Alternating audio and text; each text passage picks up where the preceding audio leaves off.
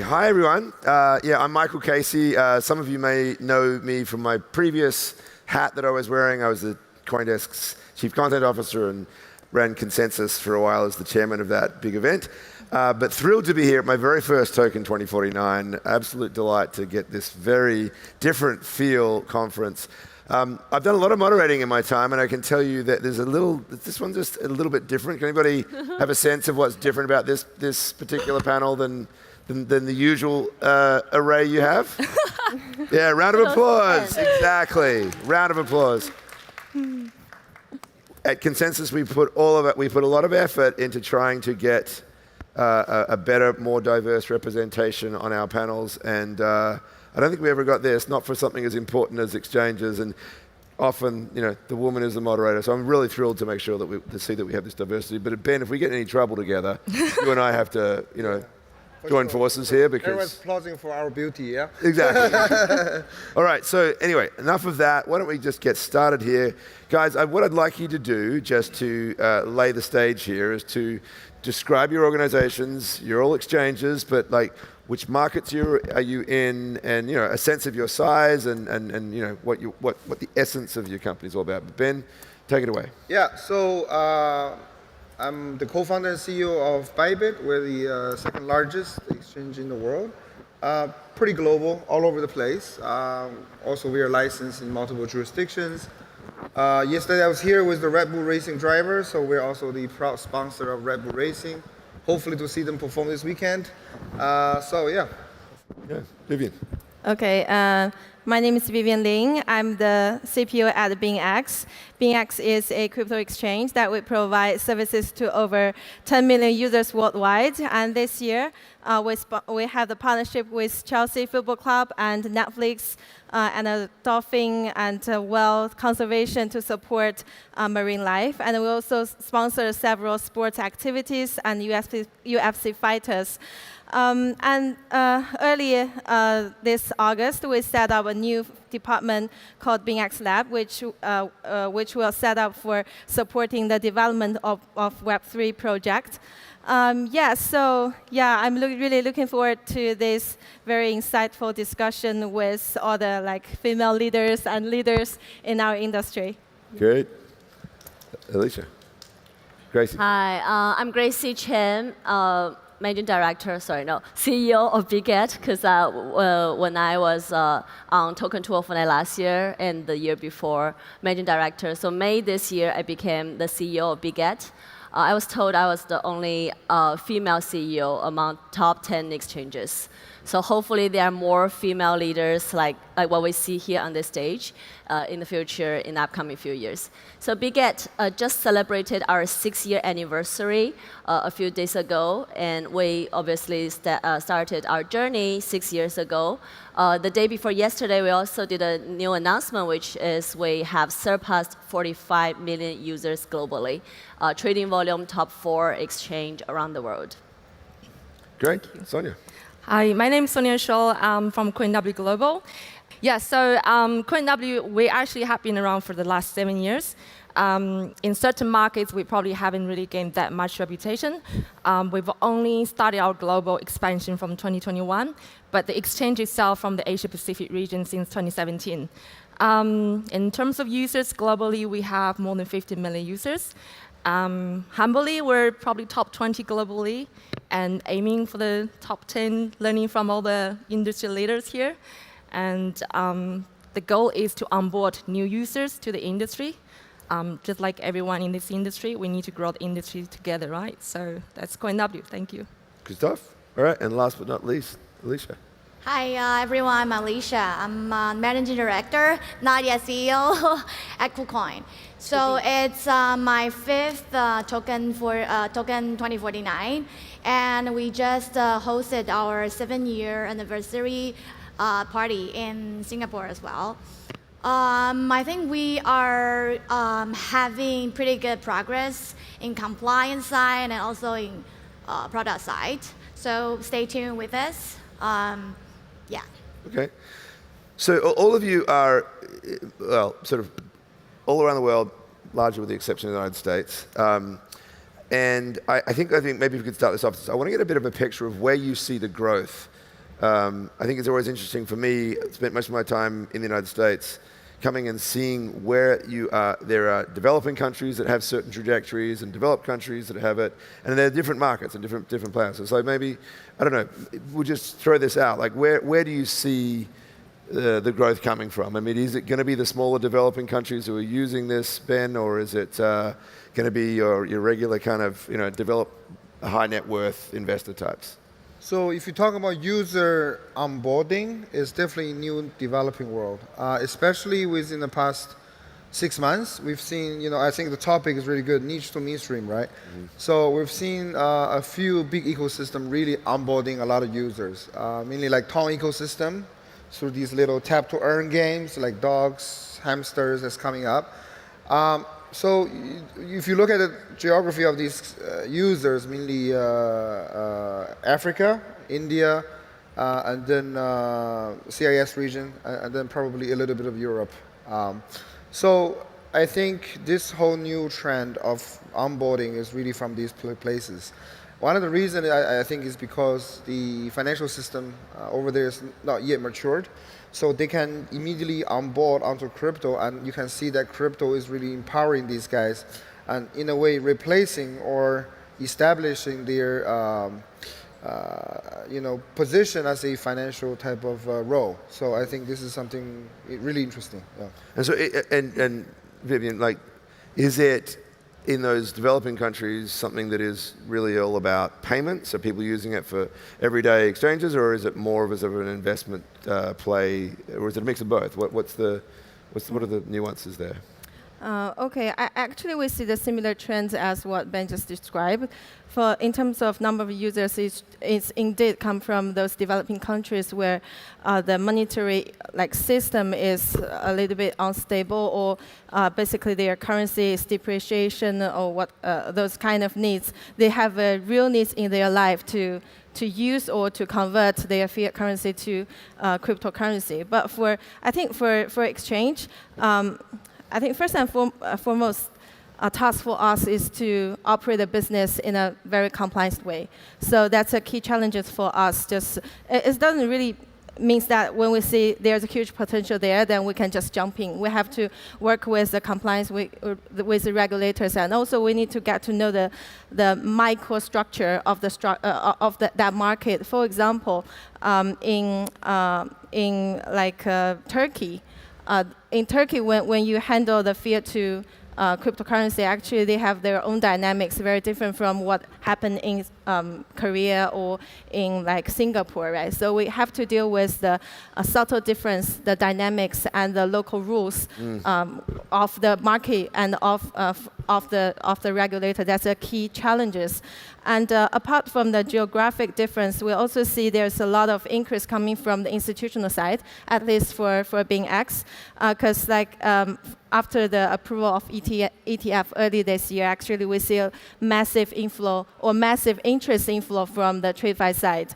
Many institutional clients, either those asset allocators from all around the globe, they start to think about whether maybe they should allocate some money to cryptocurrency, specifically to Bitcoin and Ethereum.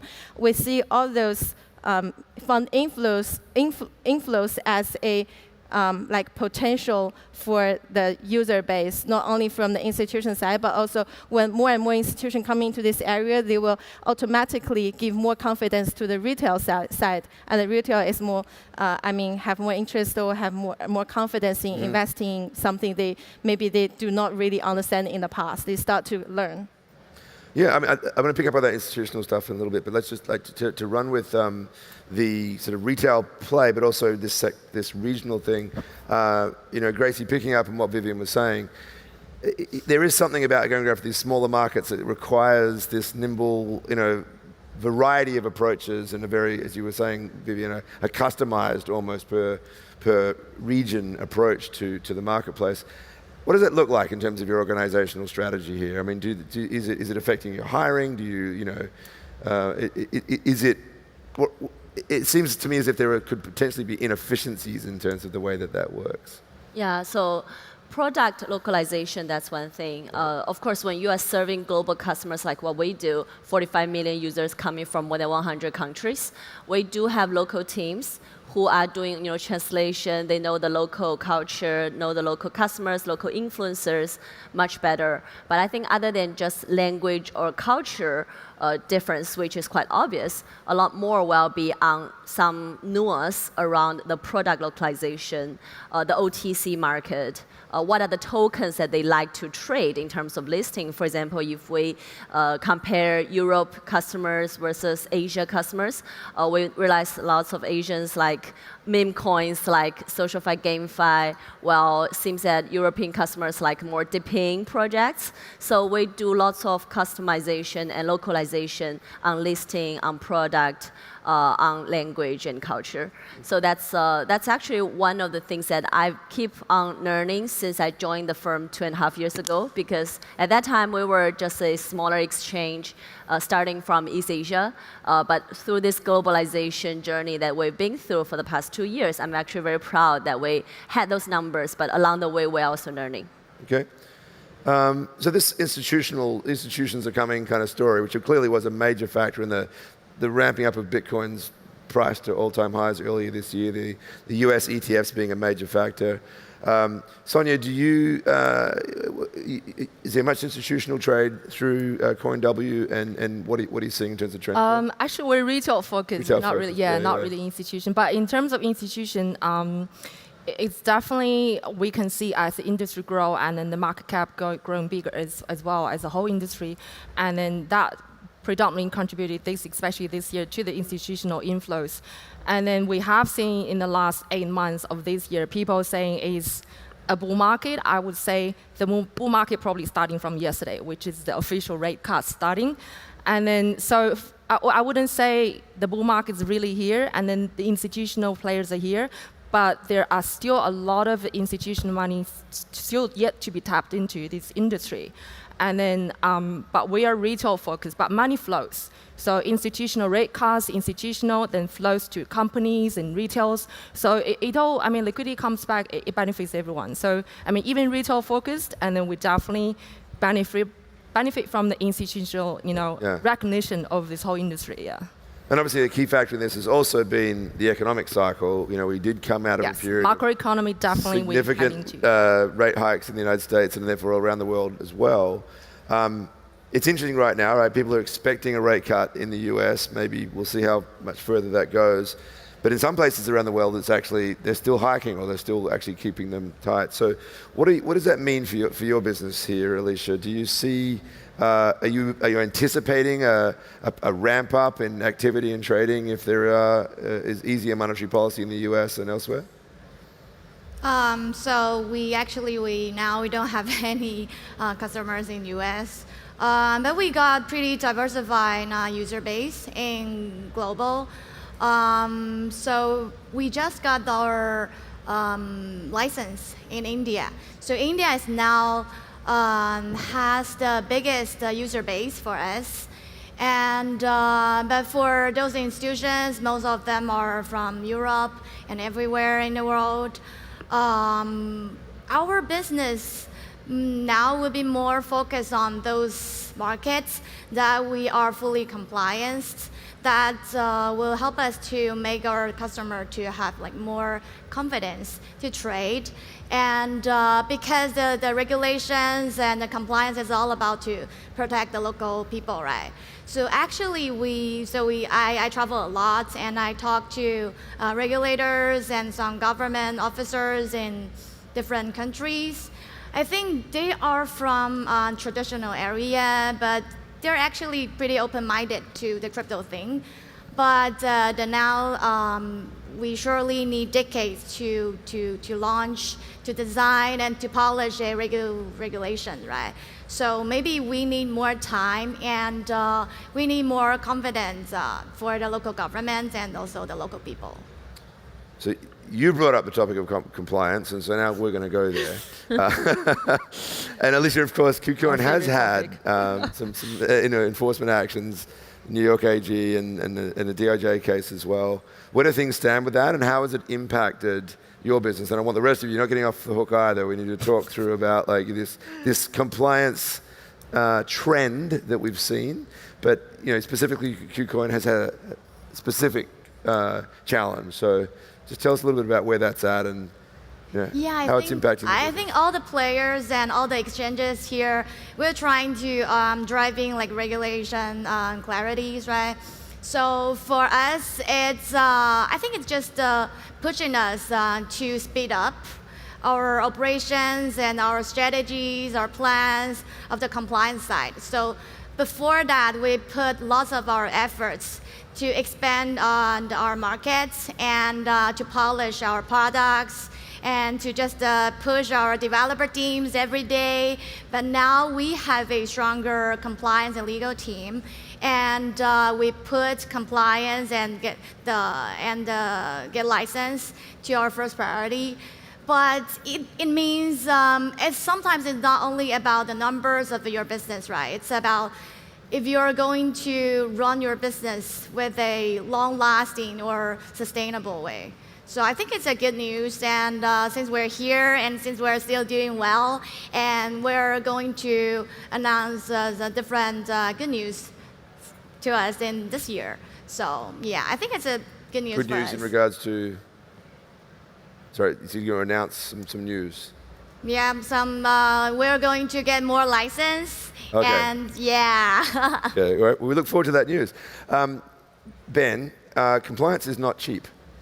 If we are sort of, I think, entered into this wave, and it clearly, again, the United States had some leadership in this impact, and we've had some very, I was on stage yesterday with Richard Teng, and of course it's a unique situation for a CEO to be leading a company with his founder in jail, right? It's an extreme situation. So clearly everybody in this industry has had to lift their compliance game, add a lot of, but it's not cheap, and I think it can lead to almost economies of scale protection here. So what has it meant for you from the business perspective? I mean, does it affect the cycle, how fast you can grow, Give us a little bit of a picture of it. So compliance not cheap, but penalty is more expensive. Right. And you also not come with monetary, but other consequences. Sure. So I think everyone on the seats here, we're lucky that at least we were not the first one, so we can learn. And we had the opportunity to adapt the business a bit. So I think now pretty much all the exchanges are really ramping up the compliance. I think about a year ago, at least from Bybit perspective, we do sanction and all the checks up to a certain dollar amount, or from a certain dollar amount, like $100. But ever since last year, I think we've seen what happened with the industry. It's now zero amount, basically name string checks, chain analysis, and all these checks. So the operation is definitely getting a lot heavier, meaning a lot manpower. But again, I think a lot of automation. Luckily, I was talking to like Chainless, Elliptic, all these vendors are really ramping up their capabilities to be able to do automations. So KYC is becoming more efficient. KYC, name screening, everything is a lot more efficient, but also expensive. Yes. So I think the exchanges are their biggest partners. But that proves the way, and also all the exchanges are getting licensed here and there. And they typically look at your global program. A simple question most regulator will ask is how many staff you have in your compliance team. So to have a large compliance team, it actually is a good positive signal to the regulator. Yeah. Right. I mean, but it is expensive. But the other thing it also can be is burdensome for financial inclusion, right? I mean, it's one of the dreams of Bitcoin initially was that you wouldn't have to have this identity layer in that process. But we've really, I think, as I've seen it over the last 10 years of covering this space, we've gone from that world to one that is now almost entirely KYC'd, right? So I just wonder, like, you guys are all in the developing world, and you've got this like take where there are these younger, not necessarily as well-developed markets. And in many of those places, things like identity and KYC are actually a burden to entry.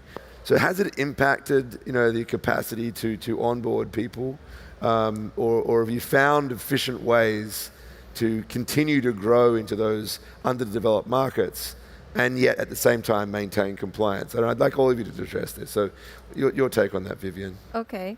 From my point of view, like in the past, maybe the initiative of Bitcoin is like decentralized, no government. But like over the past 10 years development, we actually see a lot of like risk exposed to like followed by the decentralized or like government-less kind of activity. So nowadays come to a point that because like exchange here, we're already very big, we have to take the responsibility to protect users' assets, to protect that nobody gonna like fall into trouble by like trading with us. So we feel this probably around this time, it's like we have no choice. We have no choice because we want to protect the security of the assets and keep like our operation more transparent. We have to give our users more confidence trading with us, say, oh, we are good people, and how to say we are good people because we do things, we are regulated by someone, by the government or by the regulator.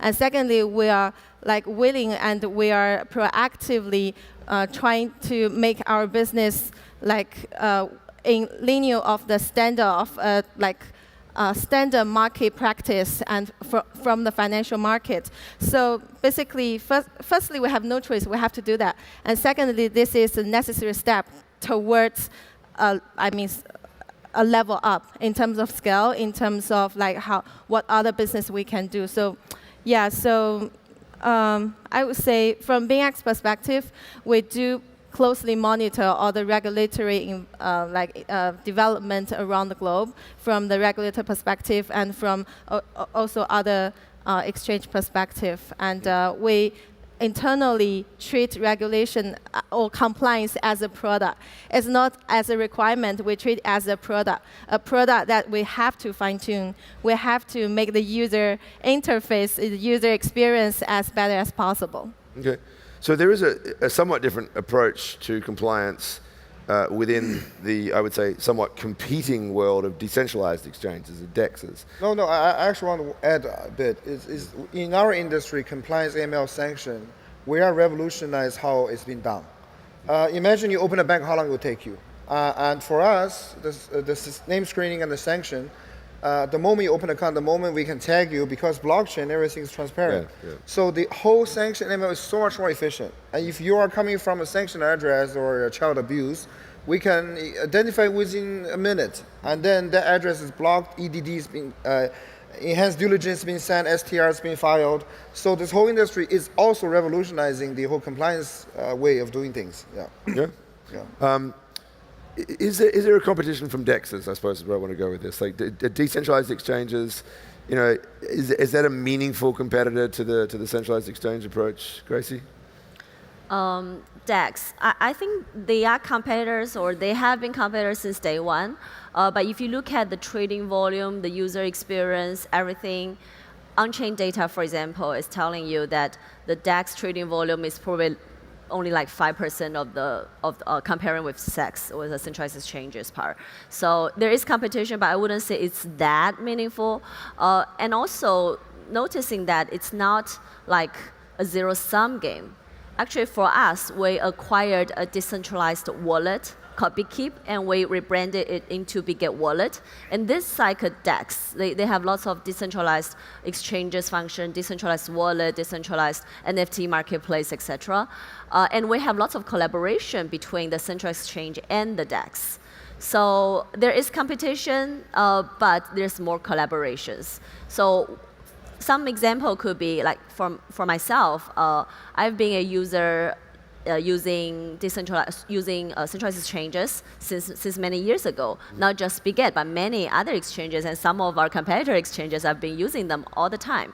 About certain tokens that I want to buy or that I want to trade, they're not available on central exchanges. Right. So I have to go to DEX. So DEX is more like a graduate school. When you are graduating from your bachelor degree, you may want to try something more profound, something deeper, something more on-chain interaction. Right. So as a user grows, or basically from any user point of view, they can be both using centralized exchange and DEX. Yeah, and I think there are a lot of collaborations between the two. Yeah, I mean, and it's obviously things like DeFi. It's a place where people can really sort of get their teeth into that on that side of things. So we've got 10 minutes left here. Let's just sort of have a look at your crystal balls. Let's see where, because, you know, as exchanges with these, you know, cross-sectional view almost of the different sectors and different listings that you have on your exchanges, give us a picture of where you see things going. So Sonia, since you're next in line here, what do you see as the big trends? Which sectors? Which token to buy? Also, yes. Which narrative? Yeah, which narrative? There you go. It's always a sensitive topic. Yep. I mean, this year we definitely have seen, I think the most sexy topic this year is AI and blockchain. Yes, of course I'm going to say yes to that. Good stuff. So, and then because they both at early stage, I mean, still early stage of the whole technology, and then there's so much upside potential to go through, but also at the same time, there's two industries having the similar problem, which is infrastructure-wise. It needs a lot of work done. So we were talking about this before the panel, I would really looking at infrastructure side, still like blockchain AI combined. Because I mean, I truly believe one day we don't need to do anything ourselves. I don't need my PA anymore. I don't need my tax accountant anymore. I don't need my lawyer anymore. I've got to get this AI to do everything for me. It's the same with booking tickets. It's also the same with trading, you know, on platform, trading, you know, crypto. My AI agency will invest my money for me. I wouldn't trust my financial planner, but I need to trust my AI agent. So, I mean, that's the vision of it, right? And then that's whole idea of building this data and computing power and everything decentralized is also one of the safest way to grow the industry as well, because to avoid the single point failures and everything. So, I mean, personally, I am a true believer of AI and blockchain technology combination. So anything in that space, yeah, I have a big bag, yeah. As I said, very pleased to hear that. Great to hear. Alicia, yeah, any particular perspective here that you see? I mean, obviously you're not going to be able to tell us which coins to buy, but what do you see in terms of which coins to buy depends. We launched our AI mini tool to help our users to trade like smartly. So we talked about AI. It's all about machine learning, right? And when you want to improve what you're doing, you want to learn from your experience.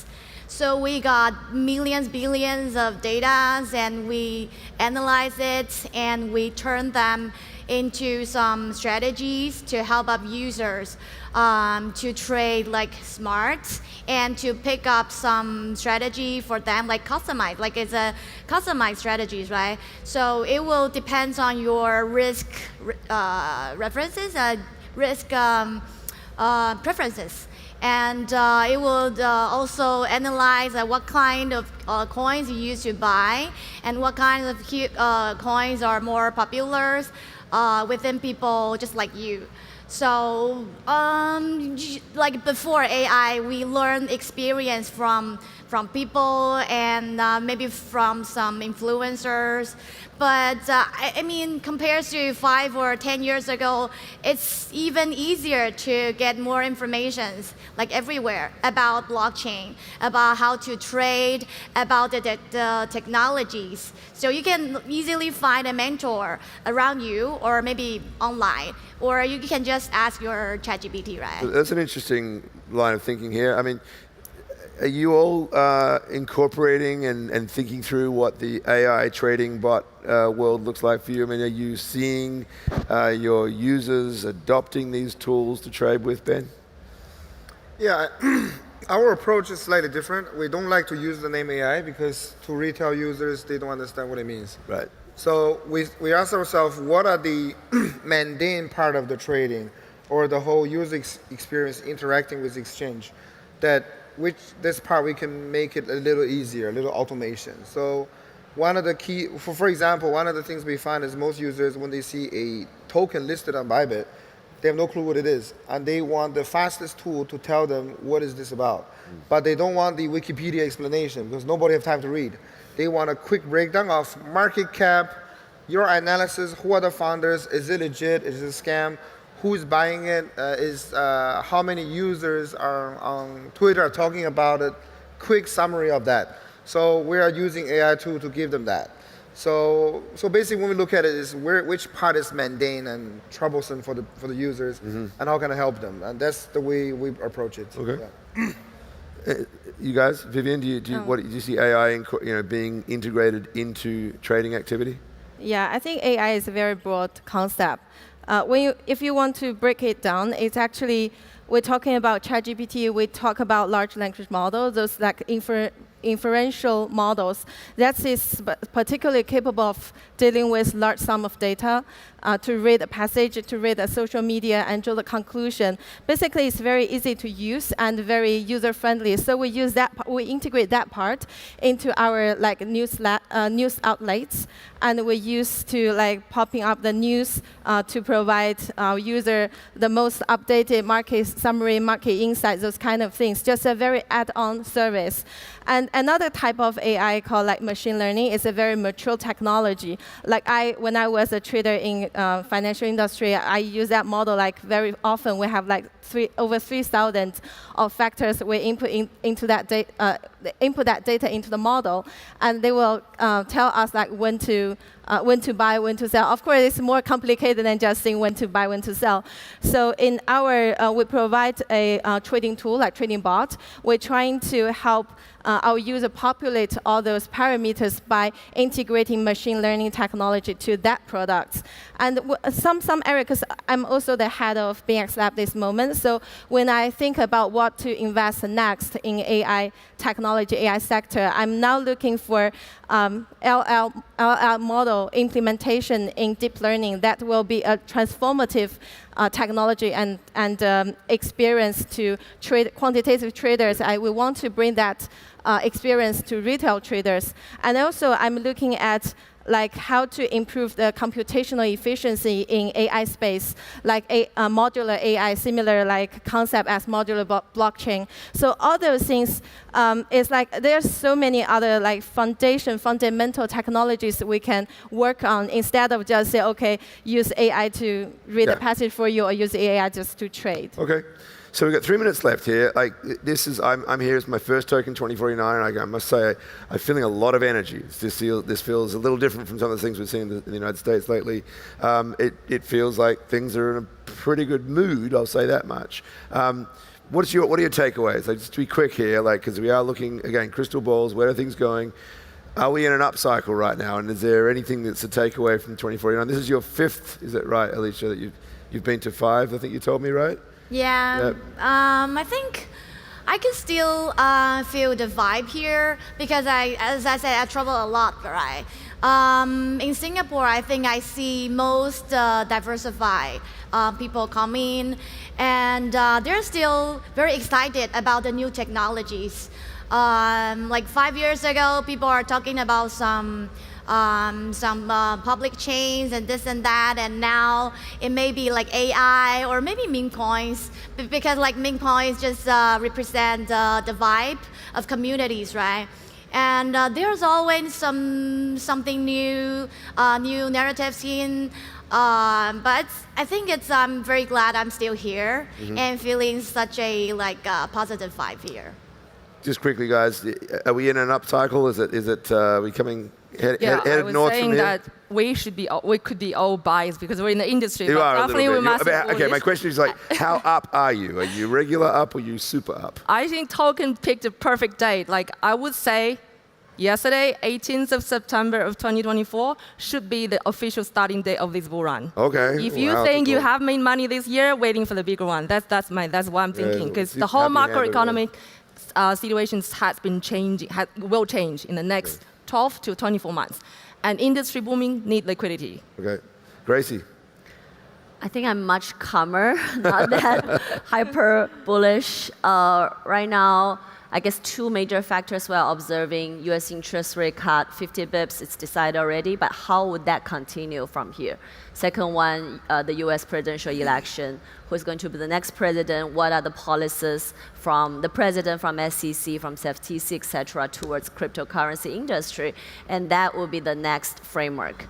And Michael, you and I both graduated from MIT, so when we were speaking about AI, I was thinking, I There just- might be one too quick correction, much by the way. AI. I taught at MIT. You taught at MIT. It I is much studied at harder MIT. to get into MIT as a student than it is to go there to teach. And so let's be clear. Yeah, but I've been thinking about what are the measures that actually we did rather than just using AI, but also anti-AI. For example, lots of users are, their accounts were hacked by some other hackers Yeah. because of deepfake. So how do we use tools to avoid that? So Yeah. these are some topics that I've been thinking as Yeah, yeah, much a lot calmer. of stuff. All right, that's pretty much all we have time for right now, unfortunately. Wonderful panel. Thank you to all 5 of you for putting up with me and sharing all of your insights. A round of applause, please, for these people.